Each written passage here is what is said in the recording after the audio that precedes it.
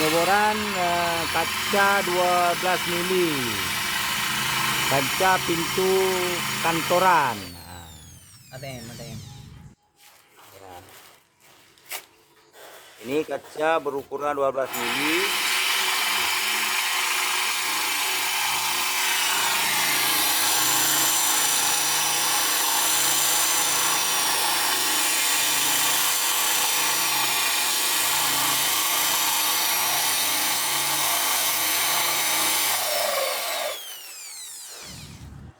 Ini harus digunakan air supaya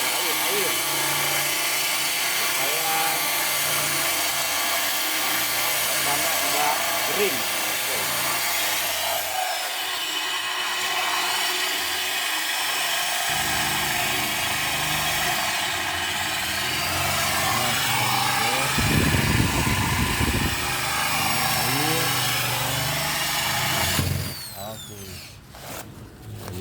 Udah jadi ya, oke.